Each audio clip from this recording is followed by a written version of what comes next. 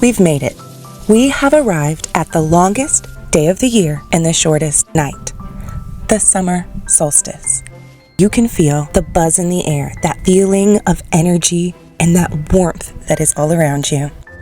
We've come to the last grand celebration in the season of fire.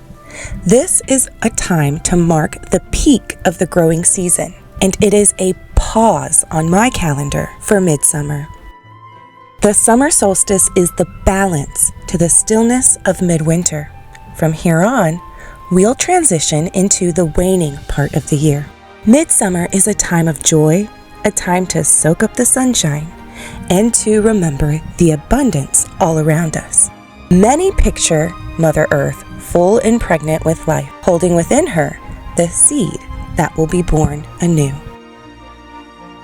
In my own garden, it was pretty easy to see that the flowers from May that were in full bloom during the flower moon had now dropped their petals and were ready to rest their seeds.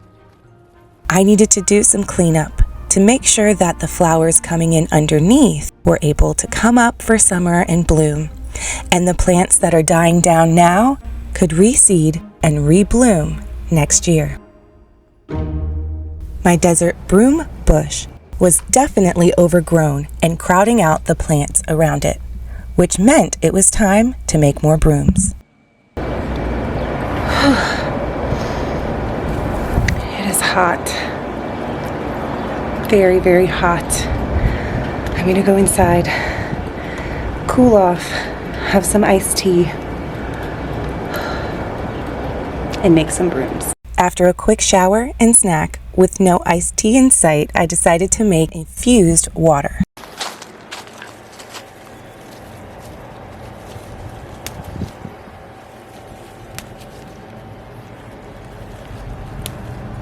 I'm adding 2 to 3 lemon slices, 3 sprigs of spearmint, and lots of icy water. This is to protect all of the abundance we're receiving this time of the year. Now it's time to start making the brooms. Depending on what you're using to make your broom, you may be able to find one piece that has a nice sturdy stick to be your broom handle, but more likely you'll be needing to put a couple pieces together. So I like to use a couple of them, put them together, and see how the bristles look the best. So make sure that when you're arranging your pieces that you're looking at how the bristles will look in the end, because you can always trim the handle pieces and those longer sticks to make them look, even in the way you want it. When you're ready, make a loop in your twine. Waxed twine is really good for this, but anything that you have that's strong will work. But you want to use the loop to help you hold the tension and pull tight, keeping that little extra string on the end available so you can tie it together. And just make sure you're wrapping everything around really secure, because it will dry up and shrink as it starts to dehydrate over time. Tying it off when you're done and moving down as many as you need to make sure that you have the shape and the form that you desire. Now I'm using a material that is local to me and easy to get, but my mom would usually use pine straw when she would make them, or broom corn, or any type of material that's used for making brooms traditionally, like this one is, desert broom, or anything that can be made into a broom. Now we're ready to work on the bristles, and for this I use an embroidery needle, thread it through, and I just do a simple back and forth stitch. As you can see, it's not easy to see here. I'll show you a close-up of an expertly crafted broom so you can understand. But once you do the back and forth stitch, you'll loop it around again, and you'll go back and forth. And then on the third time, you'll go from side to side, but you will loop around your original stitching. So like I said, I'll show you a much better example, hopefully that you can see a bit more clearly what I'm talking about.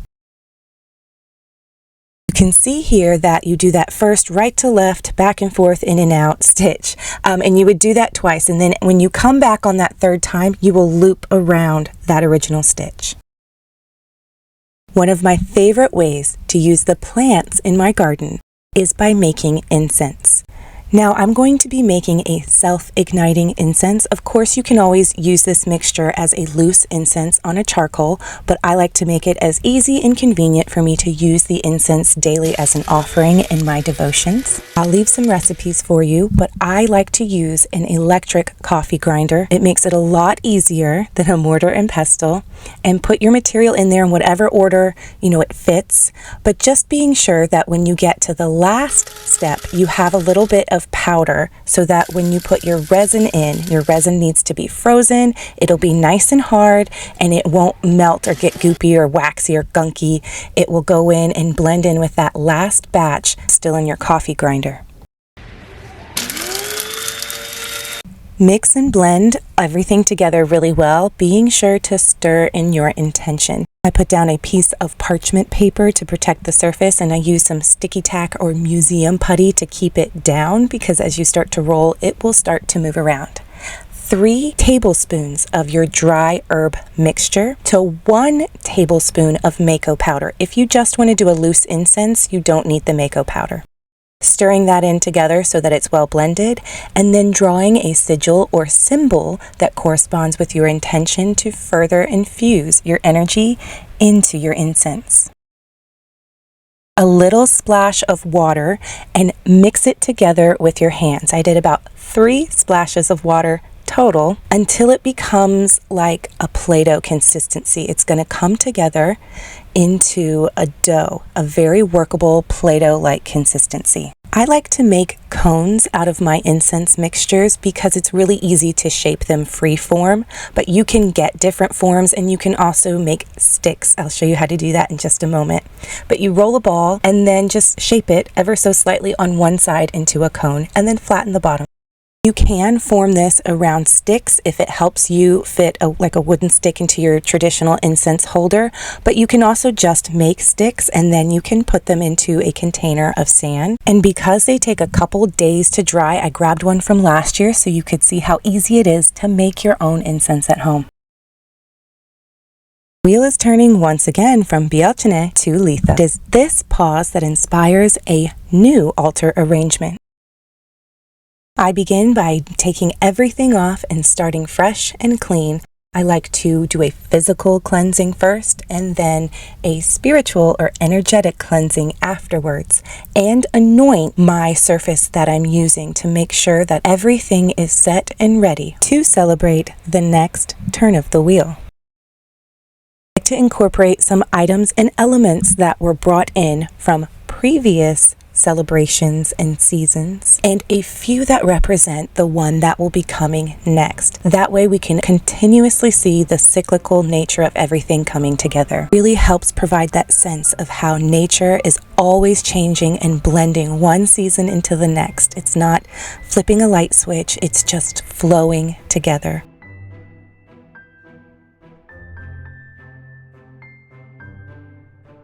Where the day is over, on or around summer solstice, I like to harvest lavender, chamomile, and mugwort so that I can use them after they're dried in Witch's prophecy dream pillows.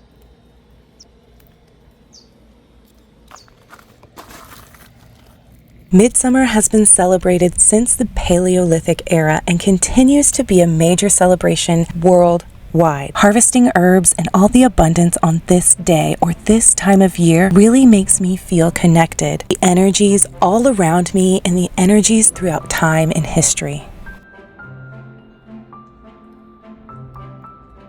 Your herbs have dried. Find a material that is tightly woven yet soft so you can stuff it with your dried herbs and make a pillow to put over your eyes when you need to rest or need to meditate. Blessed be.